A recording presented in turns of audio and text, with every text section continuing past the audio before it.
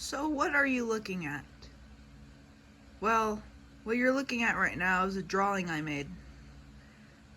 But the drawing is of another world. A world far away from our own.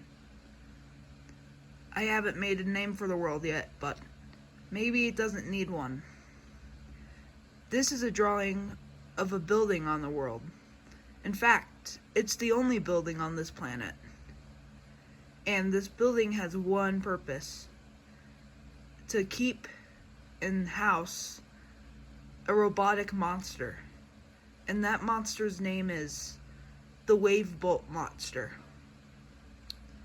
Well, even though he's called a monster, he's friendly and nice, but he doesn't have any friends because he's locked in this building all by himself. So he's very lonely.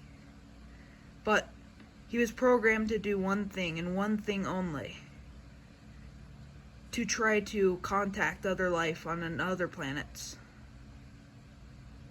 So let's break down the image. So on this top of the building, there are antennas. And the purpose of the antennas is to contact other life from other planets. That's what all these wires are doing in the building. They're just hanging down. And that's just only half of the power that goes into this building. It's a very mechanical and technical building with a lot of wires and outlets and sparks and all of that mechanical stuff. I drew this picture with Sharpie, and I even colored the little dots on top of the antennas with red Sharpie. And I wanted to make it more cartoonish and animated, so I made the antennas bend to make it more realistic too, because sometimes antennas aren't completely straight. And it also adds to the kind of cartoonish effect, you could say. But I'm quite happy with how it turned out. I think it looks really good. I think it looks like you could definitely contact some alien life through that. So this is a pretty peculiar building. It's shaped really weirdly, but this is the side of the building. So that's a lever you're looking at right now, that thing right there. And if you look down there, that is two twigs holding the building together. It is very sketchy. I don't know if I trust that, but it's been standing for over 30 years, so obviously it works. And what that is that's just lamps hanging from that particular part of the building. So that's the building. And we might as well give it a name now. So let me think. The name of this building will be called Bolt Inc. because the Wavebolt Monster lives in there, and it's kind of like a industry because it's an industry ran by one person though, or one robot, you can say. This will all make more sense when I show you the picture of Wavebolt Monster. It's not just this drawing I made about this world I made. So that thing in the corner, it's not just a bunch of lines. That's actually the moon for the planet. And the moon is actually a gas moon. So you know how there's gas giant planets or gas planets? This is actually a gas moon. And I don't actually know if moons like that actually do exist in space. But if they do, that is cool, because space is amazing. And yeah, I wouldn't be surprised, but I don't know. So what is this right here? Well, for some reason, my artistic brain went wild, and I was like, well, what if a syringe was hanging from the moon of this planet? And I was like, well, might as well write it down. So that's my more artistic side. It doesn't really mean anything. It's just kind of absurd. But, yeah, there it is. a syringe hanging from a rope from the gas moon. So, fun fact, this is the only building on the planet. I don't know if I already told you that, but just so you know. And it was built by the animals that live on the planet. They were desperate to contact other life, and they made the Wave Bolt monster. And that's what I'm going to show you with a quick little page turn and a quick little sketchbook turnover. Okay, so this is what the Wave Bolt monster actually looks like. So there's the picture as a whole, but I'll break it down now. So that's how he looks. He has one eye, he's made out of metal, and he even has like a little stomach door, like most robots do in media, because Bender does. If you've ever seen Futurama, Bender also has like a door on his stomach. So he basically houses all of his mechanical tools in that door on his stomach. So whenever he needs them, he can just like open it up, and it's convenient for him. And that's his little stick figure arm. Again, that's my artistic side, running wild. But that's one of the machines he just finished fixing, because he sleeps in the building because he lives there, right? And when he's not having dreams about having friends and hanging out at the park, he's fixing things in the building. So what will happen is that an alarm will go off. The alarm kind of sounds like this. You know, pretty generic alarm sound. And what will happen is he'll hear the alarm and he'll be like, oh snap, I gotta go fix some things. So he just got finished fixing this weird little mechanical, what would you call it? I don't know what it is. You can just use your imagination. But that's a doorknob. So basically he opened it up and he probably untangled some wires and, you know, sparked a few things up. And as you can see that all the wires from my previous drawing from the ceiling are actually there. So that kind of gives you perspective of what the building is like. So that's the ceiling up there with all the wires, and just above that are the antennas. So, oh, it's upside down. Like that, basically. So, basically right now he's right here. He just fixed the thing right there, and he's right here, and he's fixing this thing, which I'll go back to the other drawing. Okay, we're back here. So let me break this down even further. This is not how he originally looked, by the way, because I was in art class and I was just doodling on a piece of paper, and I made the Wave Bolt monster, and he looked a lot more scarier. He looked very creepy, and he looked a lot more grim. But I usually like to make things look all cartoony and cute and all that, so I just made him more cartoony and lovable. But the plot of him being lonely in a machine has never changed. It's always been that way, but he looks a lot more family friendly now. So this is his arm. It's like one of those classic, like, cliche robot retractable arms. I really enjoy how those look. And you know, some days I wish that I had one of those, because let's say that you're laying in bed and the cold glass of water is all the way across the room, but you don't want to get up to get it because you're extremely lazy. If you had a retractable robot arm, you can just reach your hand across the room and grab it, and then you could get refreshed with some cold water. Okay, but that's enough of my example. Let's continue the breakdown.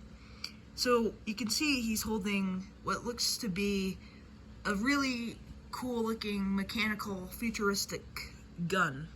Although this gun doesn't shoot bullets. It fixes things. Unlike most guns, because most guns break things and kill people. But no, this gun has a purpose that isn't for destroying and demolishing. So you can see it's spiky, but it doesn't ruin things. It actually fixes things. It's kind of like in Wreck-It Ralph, like Fix-It Felix Jr.'s hammer, basically. So if he touches anything with it, it'll be fixed immediately. And what he's fixing right now is a pipe, because it was leaking extremely deadly gases, because that's what powers the antennas and wires and all this mechanical rubbish. And he's fixing it so nothing bad happens. You know, like, for example, he could cause a fire and he could burn to death. And I know that's kind of grim, but it's a possibility. No matter what, even if you're not the Wave Bolt Monster, there's always a possibility that your house can burn down. Or wherever you live will burn down. You know, fire's no joke. But Wave Bolt Monster was programmed to do this, so he's right on it. Isn't that right, Wave Bolt Monster? Yes, Sam, that is right. That's his robotic voice. Okay, so now we're on to his legs. So his legs are like wires or cables. And his feet are actually like outlet plugs. So, because that's his power source, is the little outlet stick. I don't know what they're called specifically, but that's what I call it now. And then that's connected to an outlet in the wall. So that's my artistic side. Because I was like, well, if he's a robot, he has to be powered by something. And I was like, well, it can't be WA batteries. So I decided, well, he'll be connected to outlets. And that kind of limits his motion a little, because he's just connected to something. And he actually can't go from one end of the building to the other without it tugging at his feet and him coming unplugged. And if all of his feet do come unplugged, he magically will wake up and they'll be plugged in again. So somehow somebody has power to get into the building and plug him back into the outlets. It's a mysterious person. What is it, Salem? There's my cat. You could probably hear him. He just meowed. Okay, enough of that silliness. Let me retract my thought after Salem wanted to be in the video. That's his name, Salem. Okay, well, we're on to this now. He is alone in this machine.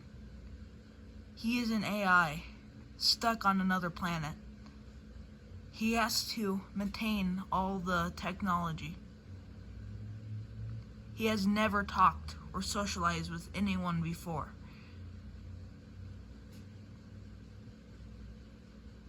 He doesn't know anything but loneliness. Poor guy. Sounds like the Wave Bolt Monster. So, if you describe someone that has never talked to anyone and is alone, it might remind you of the Wave Bolt Monster. So, if you go to your local dictionary, open up your dictionary, and go to the definition of loneliness, you will actually see a picture of the Wave Bolt Monster in there. And it's going to be a picture of him staring at you. And you want to know what that picture looks like? This is what it looks like. Again, open up your dictionary, look under the definition of loneliness, and this is the picture that will be under it. This picture describes the feeling of being alone. Does this guy seem like he has any people to socialize with or be friends with? No. He's been in a machine all of his life, doing work in miserable heat because the building is extremely hot because it's kind of like a furnace too. And look at his eyes. He looks miserable. All of that. His eyes look awful because he's probably been crying this whole time. And now his eyes are bloodshot. And what's this? Those are green wires. And the green wires symbolize he's lost. He's lost in the battle. And what do I mean by that? He's lost in the battle to keep his sanity. He's slipped into a madness that no human that is mentally well can comprehend. And it's like he doesn't even know himself anymore. He's a stranger to himself. And everything around him is just replaced with the thing he dreads the most. In his case, that's wires and work and wrenches and guns and furnaces and doors, and it's just the repetitive cycle that makes the Wave Bolt monster one of my most tragic characters. He's not just lonely. He is dehumanized. He was already dehumanized from the start. I mean, he's a robot. But the world has treated him so cruelly. And he doesn't even know what the world looks like. Because all he ever sees are gears, mechanical crap, pipes, all of this. And he's never even seen the sky or the stars. He's never even seen his own moon. The only thing he ever sees is just the same thing every day. But every night, when he closes his eyes, he sees something so beautiful. Something so pure. And what does he see? He sees a world where he is wanted. And he's needed. And he's treated better. He sees a world where he can run freely through the fields and stare at the stars at night. He sees a world where instead of a cold, heartless robot, he is an animal that has feelings and that has friends and that has purpose. The Wave Bolt monster does not have purpose. The only thing he does is check on mechanical things, fix them, repeat. And his only mission is to contact other life.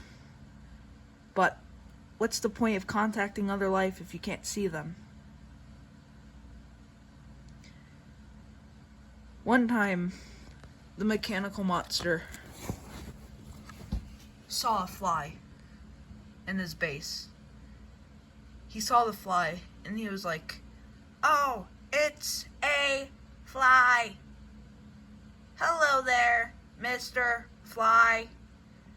But the fly didn't say anything back. But this didn't bother our mechanical friend. He was just happy to have company for the first time in his life. The Wave Bolt monster finally had a friend. He would talk to the fly for hours about what was really going on in his robotic mind. But one day, the fly vanished. It disappeared. And when this happened, the Wavebolt monster unplugged his feet from the power outlet in hopes that he wouldn't have to live anymore. But what happened? He woke up again. Now, he was plugged back into the machine. He thought, this can't be happening.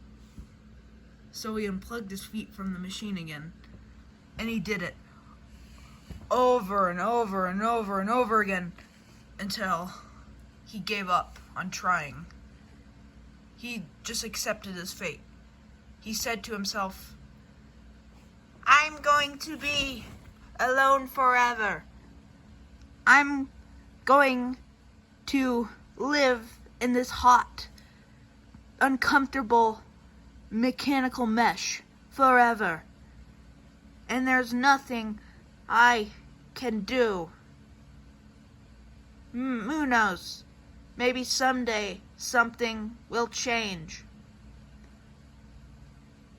The mechanical monster doesn't know this, but I believe in him. And he doesn't know that I know he exists. But I know he exists. And I'm friends with the Wavebolt monster. Even though I never see him, I know he exists out in the universe somewhere. And I know that I am friends with him in my mind.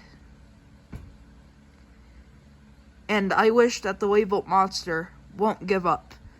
And I know that someday he will be free from his prison of anguish and despair.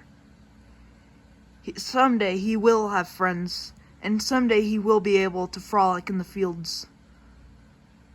Someday he will be able to stargaze and wonder about what's truly out there. But for now, he will just have to suffer alone. But I see him. I see his story. I see his struggles. I see him as a person, not just a worker robot. This was my video. Thanks for watching. And Wavebolt Monster wishes you a good day. The end.